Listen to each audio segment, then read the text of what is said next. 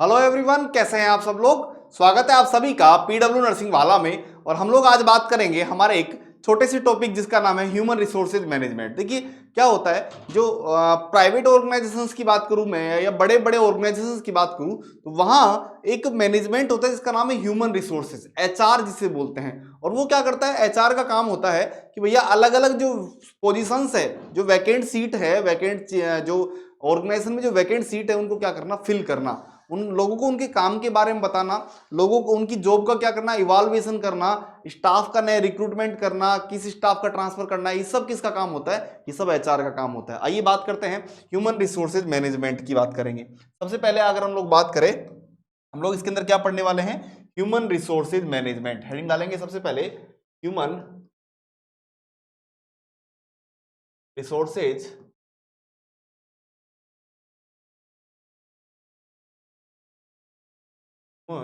Resources management.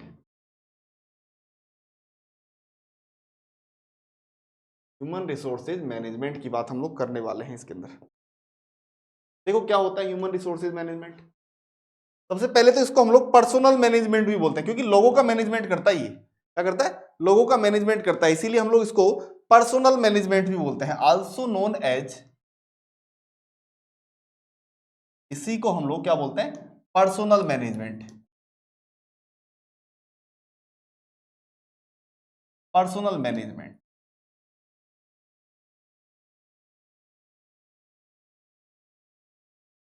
ये होता क्या है, देखिएगा ह्यूमन रिसोर्स मैनेजमेंट होता क्या है। It is the body of organization, is the body of organization that fill various positions। जो क्या करता है, अलग अलग जो पोजिशंस है, that fill various positions in organisation. Organisation के जो अंदर जो अलग अलग पोस्ट होती हैं उनको कौन फिल करता है, उनको यही फिल करता है, एचआर बोलते हैं इन्हें। ठीक है, नेक्स्ट बात करें, ये जनरल मैनेजमेंट का ही हिस्सा है। It is a part of general management. It is a part of it is a part of general management. ये जनरल मैनेजमेंट का ही पार्ट होता है। नेक्स्ट अगर बात करें, ये क्या करता है, एचआर का काम क्या होता है, ये लोगों को मतलब उनके मैन पावर को यूज करता है। मैन पावर को यूज मतलब ऐसा नहीं कि वो गलत तरीके से, मतलब कि भैया किसका क्या टैलेंट है उसको मैं कहां यूज कर सकता हूं, वैसे तो it use manpower, it is use manpower in in in obtain या manpower towards the goal, towards the goal, goal की तरफ। भैया गोल हमको ऑब्टेन करना है, ये बार बार की हम लोगों को क्या करता है, मोटिवेट करता है कि हमको गोल ऑब्टेन करना है, हमको गोल ये करना है, हमको ऐसा करना है। ये सब कौन करता है, ये एचआर ही करता है। उसके अलावा और क्या काम है इसका, it provide description of job.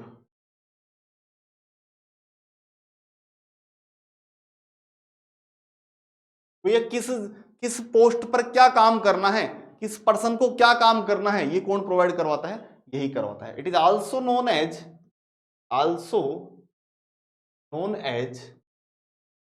HR. इनको एचआर भी कहते हैं। इनको क्या कहते हैं, एचआर। एचआर मतलब वो हरियाणा वाला एचआर नहीं, एचआर मतलब ह्यूमन रिसोर्सेज बोलते हैं। इनके फंक्शंस क्या होते हैं, देखो बहुत छोटा सा टॉपिक है लेकिन सवाल आ जाते हैं वैसे यहां से। इनके फंक्शंस क्या होते हैं, देखिए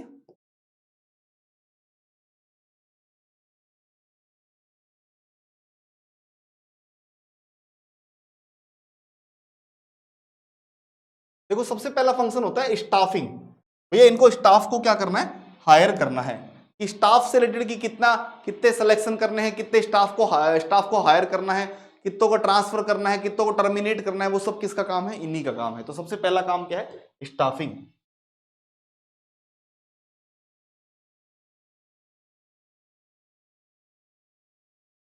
स्टाफिंग का मतलब क्या होता है? इसका इसमें क्या क्या इंक्लूड होगा? It includes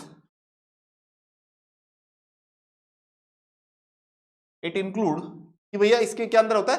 total number of post vacant, total, या भाई इसके अंदर क्या होता है स्टाफिंग के अंदर? कि number of hiring, it include number of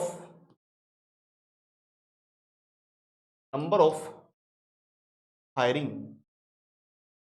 number of hiring, कितने लोगों को हायर करना है, comma selection, comma transfer, comma reward, या कोई पॉलिसी, ईटीसी। ये सब किसके अंदर आती है? ये स्टाफिंग के अंदर आती है। और ये कौन बता रहा है? ये सब कौन बताएगा? एचआर ही बताएगा कि भैया ये इस तरीके से काम होना चाहिए।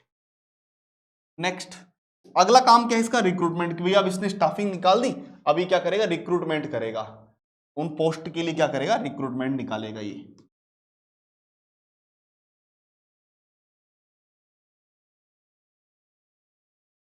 रिक्रूटमेंट का मतलब क्या होता है? कि how many post are vacant. Recruitment क्या है? कि hire people on vacant post. जो खाली पोस्ट है उन पर लोगों को क्या करना? हायर करना।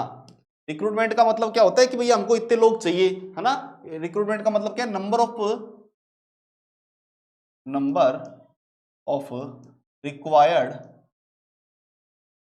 Required persons for post.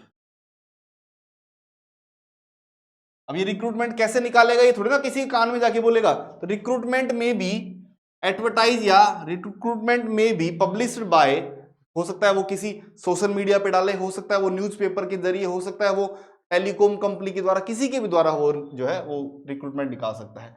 तो recruitment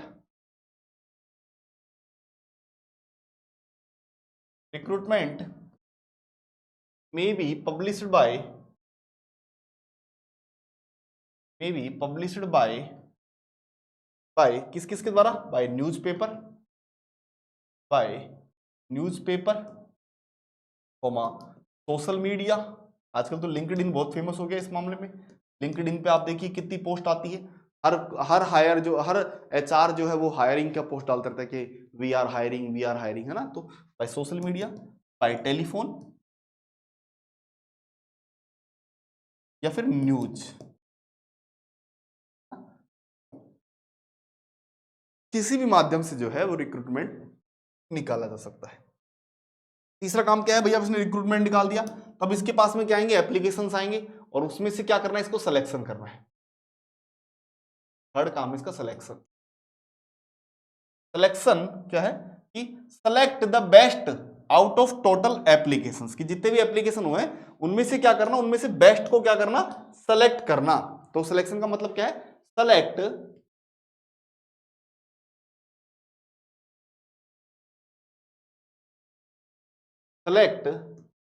the best out of total application. जितने भी एप्लीकेशन उसको एप्लीकेशन प्राप्त हुए उसको, उसमें से बेस्ट को क्या करना? उसमें से बेस्ट को सेलेक्ट करना, ये होता है सिलेक्शन। सिलेक्शन में भी on basis of selection. Next, अब सिलेक्शन किस किस आधार पर हो सकता है? सिलेक्शन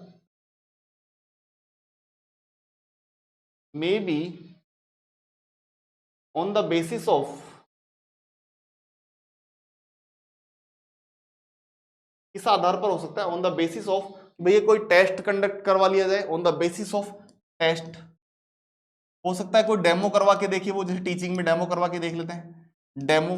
हाँ, हो सकता है एक्सपीरियंस के हिसाब से ले ले वो, कि भैया इसको एक्सपीरियंस है। हाँ, हो सकता है वो परसेंटेज के हिसाब से ले,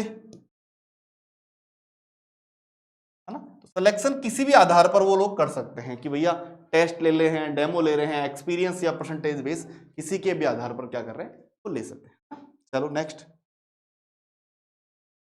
अगला फंक्शन है इसका भैया, अब जब वो सिलेक्शन हो गया, उसने ज्वाइन कर लिया, अब उसको क्या करना है, उसको जॉब डिस्क्रिप्शन करना है कि ये एचआर जो है उसको बताएगा कि भैया आपको पहले से पता है कि आप मैनेजर हो, मान लीजिए किसी ने मैनेजर पोस्ट पर ज्वाइन किया है, अब वो मैनेजर कर लिया, लेकिन उसके फंक्शंस यहाँ क्या क्या होंगे, तो वो जॉब का डिस्क्रिप्शन कौन करेगा, एचआर ही करेगा।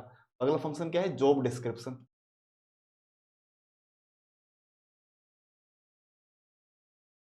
जॉब डिस्क्रिप्शन, जॉब डिस्क्रिप्शन का मतलब क्या होता है, देखो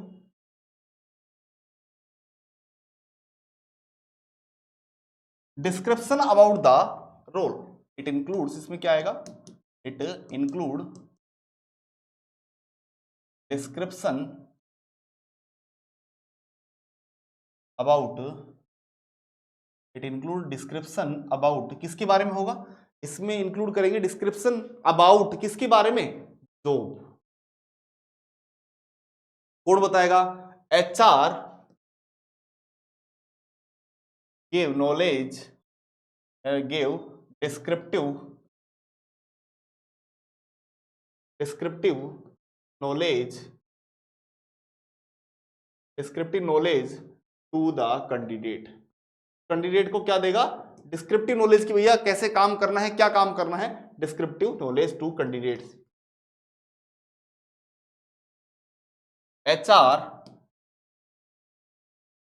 टेल हिम और हर, हो सकता है मेल हो फीमेल हो ना, तो एचआर टेल हिम और her about their, about their work profile, work profile,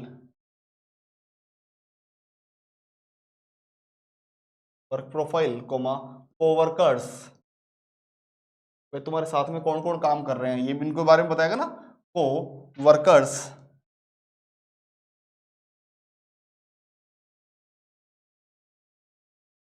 ETC, इन सब के बारे में कौन बताएगा, जॉब डिस्क्रिप्शन में बताएगा। ठीक है, चलिए, तो ये हो गया जॉब डिस्क्रिप्शन।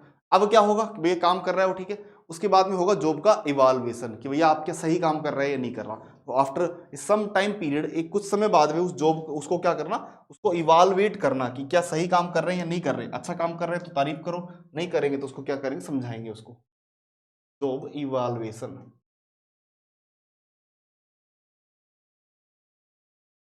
जॉब इवाल्युएशन, तो इवाल्युएशन का मतलब क्या है कि इवालुएट द,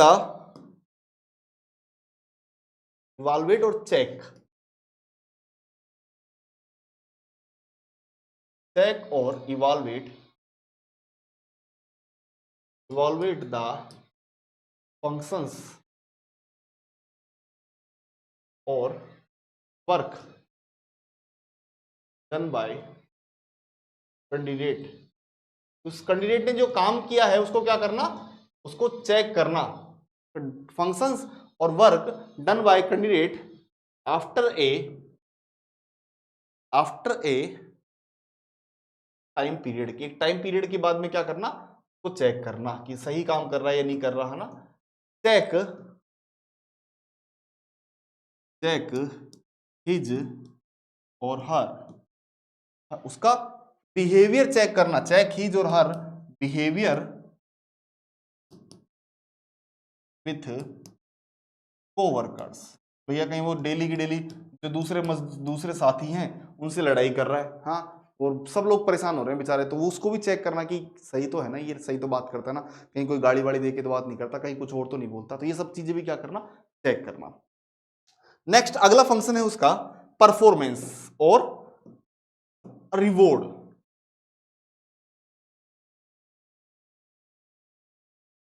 परफॉर्मेंस और रिवॉर्ड, भैया अगर अच्छा काम करना है, किया है, तो उसको इंसेंटिव दो, सैलरी बढ़ा दो उसकी, और नहीं कर रहा है तो भैया उसको समझाओ। If candidate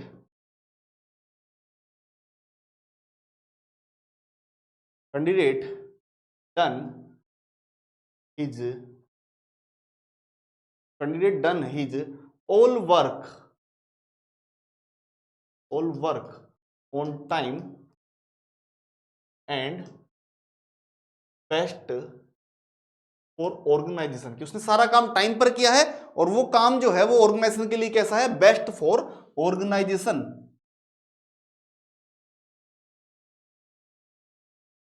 then provide